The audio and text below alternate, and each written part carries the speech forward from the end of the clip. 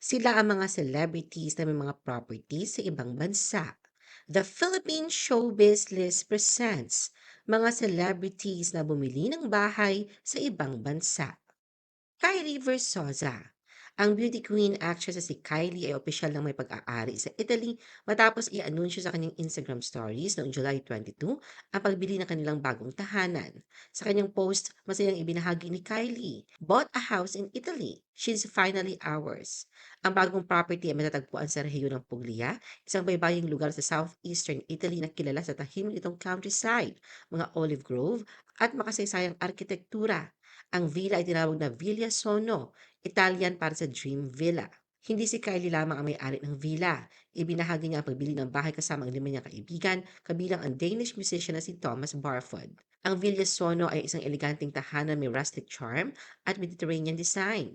Mula sa mga litratong ibinahagi ni Kylie at Thomas, makikita ang stone facade ng villa, cobblestone pathways, archeo colonnades at isang essential courtyard na papalibutan ng hardin at olive trees.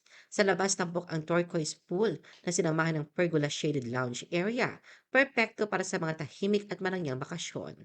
Sa loob naman ng bahay, napanatili ang rustic elegance ng arkitektura, barrel-vaulted ceilings, pale stone walls at arched windows na nagpapapasok ng natural light.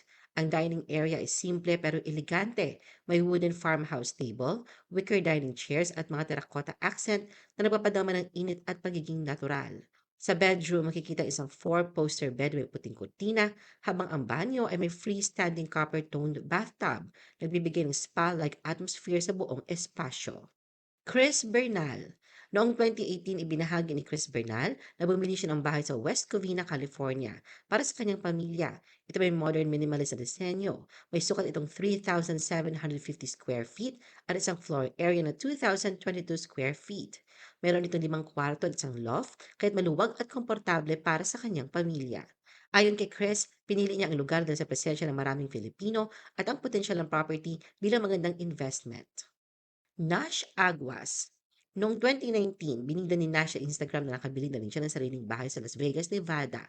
Sinabi ni Nash na ang naturang bahay ay binili niya noong 2018 pa. Meron itong lote na may sukat ng 1,800 square feet at may 3 silid-tulugan. Ayon kay Nash, na ang malaking bahagi ng bayad para sa ari-arian ay mula sa kanyang ipon mula nang siya ay magsimulang magtrabaho sa showbiz. Kaya nga raw niya ito binili dahil maganda ang real estate sa Las Vegas. Ayon pa kay Nash na ang kanyang lolo ang nagpahiwatig sa kanya na magkaroon ng interes sa pagbili ng mga bahay. Bea Alonzo. Dahil sa pagmamahal sa Spain, ito ang napiling gawing pangalawang tahanan ni Bea. Noong 2022, inanunsyo niya ang pagbili ng apartment sa Madrid na nagbigay sa kanya ng Spanish Golden Visa. Mahigit 1 taon siya naghanap online at bagamat may alinlangan sa simula, tinuloy pa rin daw niya ito. Binanggit ni Bea ang key factors sa kanyang kinonsidera ay lokasyon na kung saan ay ligtas sila kahit na mag-iikot sila sa gabi. Dapat mayroon itong 2 o 3 bedrooms. Anya, hindi lamang ito para sa kanyang sarili kundi para din sa kanyang pamilya. At ang huli, dapat marami itong bintana dahil sa mainit ang panahon sa Spain at gusto niyang maramdaman ang pagiging vibrant, pagiging energetic, kaya tradisyonal ng bansa. Sa 6 na apartment na tiningnan, napili niyang isang new build sa Shambiri, isang heritage building na ni-renovate. Kahit lumampas sa budget, sinabi ni Bey na ito ay definitely her style. Dahil sa nabiling bahay na nagkakahalaga ng 500,000 euros o 30 million pesos, ay legal na siyang residente ng nasabing bansa. Judy Ann Santos and Ryan Agoncillo. Noong 2015, bumili ang mag-asawang Ryan at Judy Ann ng bahay sa Las Vegas. Paliwanag ni Ryan, sa pagbili ng property abroad, magandaan niya ang market para bumili ng bahay at itinuturing nila ito bilang isang investment opportunity. Ayon sa kanya, ang unang plano talaga ni Judy Ann ay para sa investment. Ngunit nang makita nilang na-renovate ito noong 2016, nagustuhan din nila ang bahay at ang lokasyon nito. Inilarawan niya ang bahay bilang simple at sapat na para sa kanilang pamilya. Hindi ito magarbo ngunit komportable. Binanggit din ni Ryan na wala pa siyang tiyak na plano sa US at titingnan pa nila kung ano ang maaaring mangyari sa hinaharap. Manny and Jinky Pacquiao. Minsang nagmay-ari ang boxing legend ng dalawang marangyang ari-arian sa Los Angeles. Ang una niyang mansyon ay nasa Hancock Park, isang 5 bedroom Mediterranean-style villa na sumikat matapos ma-feature sa MTV Cribs. Binili ito ni Manny noong 2009 at may 6 na banyo, gourmet kitchen at master suite na may glass shower at bathtub. Ngunit noong 2013, ibinenta niya ito sa halagang 2.17 million US dollars. Pagkatapos nito, nag-house hunting si Manny at asawang si Chinky upang magkaroon ng permanent address sa stateside para sa The Fight of the Century na laban ni Manny kay Floyd Mayweather noong 2015. Lumipat sila sa mas malaki at mamahaling mansyon sa Beverly Hills na nagkakahalaga ng 12.5 million US dollars o humigit kumulang 665 million pesos. Ito ay matatagpuan sa isa sa mga pinakaprestihiyosong lugar sa California na kilalang tinitirhan ng maraming Hollywood A-list celebrities. Ang 10,000 square foot property ay may chef's kitchen, home theater at magkasamang his and hers master suites na may custom walk-in closets. Ang mansyon na ito ay dating pamamay-ari ni Sean P. D. Combs. Hart Evangelista. Treehouse naman kung tawagin ni Hart ang nabili niyang apartment sa Paris, France. Isaan niya itong personal milestone na matagal niyang pinapangarap. Ayon kay Hart, nakuha niya ang apartment noong panahong dumaraan siya sa mahirap na yugto ng kanyang buhay. Sa halip na umasa sa iba, pinili daw niyang magsikap at pinunduhan ang pagbili nito sa pamamagitan ng pagbebenta ng kanyang alahas at paggawa ng commissioned artworks. Isinakripisyo niya ang ilan sa kanyang mahalagang koleksyon para maisakatuparan ang pagbili ng kanyang munting tahanan sa Europa. May 2 kwarto ang apartment at idinisenyo niya ito sa minimalist na estilo, may personal touch mula sa kanyang koleksyon sa Maynila. Paglilinaw ni Hart, hindi ito tinitingnan bilang permanenteng tirahan, kundi isang practical investment para sa kanyang trabaho bilang international fashion personality.